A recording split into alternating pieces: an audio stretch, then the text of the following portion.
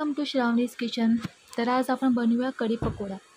त्यासाठी लागणारे साहित्य बघू शकता. इथे मी एका वाटीमध्ये 2 चमचे बेसन घेतलं होतं. त्यात थोडीशी हळद टाकून मिक्स करून घेतलं आहे पाण्यामध्ये. इथे फोडणीला मी 1 चमचा तेल घेतला आहे, 1 चमचा राई टाकलं, 1 चमचा जिरं, त्यानंतर अद्रक लसूण मिरची टाकलेली आहे, बारीक किसलं होतं मी.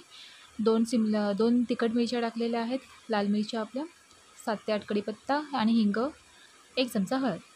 सगळं मिक्स करून घ्यायचं आहे. छान मिक्स करून झालं आहे. आता आपण इथे बटर मिल्क ॲड करणार आहोत, ताक. इथे मी 1 लिटर ताक घेतलेला आहे. 1 लिटर ताकामध्ये 8 जणांसाठी कढी आरामात होते. त्यानंतर बेसनचा जो गोळा केला होता हळद टाकून तो टाकलेला आहे. त्याने कढी कशी थिक होते. चवीनुसार मीठ ॲड केलेलं आहे. आता तोपर्यंत आपण वड्यांची तयारी करूया कढी उकळेपर्यंत.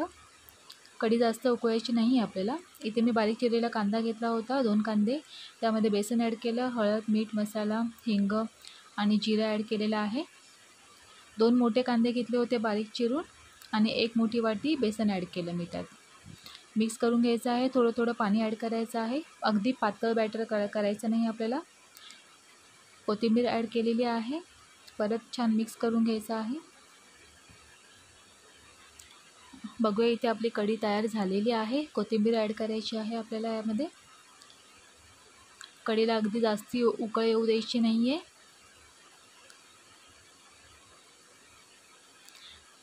गॅसची फ्लेम आपल्याला मीडियमच ठेवायची आहे. मोठी फ्लेम केली तर कढी उकळून जाईल आणि कढी जास्त उकळली की ती चांगली लागत नाही.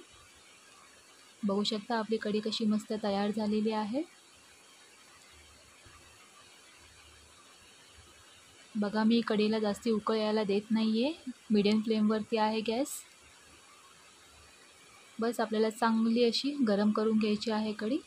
आता आपण पकोडे तयार करूया. एका कढईमध्ये मी तेल घेतलेलं आहे. तेल गरम झाल्यानंतर तेच तेल थोडंसं पकोड्यामध्ये ॲड केलेलं आहे. पकोड्याचं मिक्सचर जे आपण तयार केलं होतं बॅटर त्यात मिक्स करून घ्यायचं आहे आणि चमच्याने आपण पकोडे तेलामध्ये सोडणार आहोत. छोटे छोटे असे पकोडे आपल्याला बनवून घ्यायचे आहेत. बघू शकता मी अगदी छोट्या चमच्याने पकोडे तेलामध्ये सोडत आहे.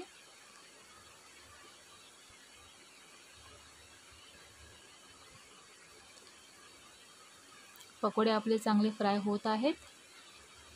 असेच आपण सगळे पकोडे तयार करून घेणार आहोत. अगदी छान असा गोल्डन कलर यायला पाहिजे.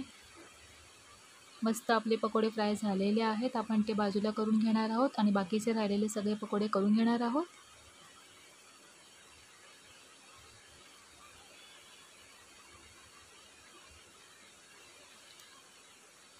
आपल्याला छोटे छोटेच करायचे आहेत पकोडे इथे, कारण का आपल्याला ते कढीमध्ये टाकायचे आहे. अगदी मोठे नाही करायचे आहेत.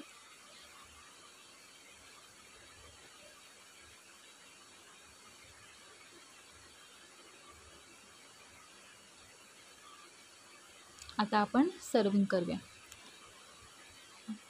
राईस सर्व केला आहे. आता मस्त कढी सर्व केलेली आहे आणि कढीमध्ये आता आपण तयार केलेले पकोडे टाकणार आहोत. बघू शकता 2 कांद्यांमध्ये किती पकोडे मी केलेले आहेत. अगदी डिश भरून पकोडे झालेले आहेत. भोपळ्याची मस्त भाजी सर्व केलेली आहे मी इथे. 2 चपाती, 2 मिरच्या आणि पापड. बस आपलं लंच तयार झालेलं आहे. कढी पकोडा विथ राईस टेस्टी झालेली आहे कढी. एकदा नक्की ट्राय करा आणि आवडली तर नक्की कमेंट पण करा. आणि माझे व्हिडिओ जर आवडत असेल तर लाईक, शेअर आणि सबस्क्राईब करायला विसरू नका. Thanks for watching my videos. Subscribe करा चॅनल. सबस्क्राईब केल्याने आणखीन काही छान छान रेसिपी करण्यासाठी प्रोत्साहन मिळतं. थँक्यू.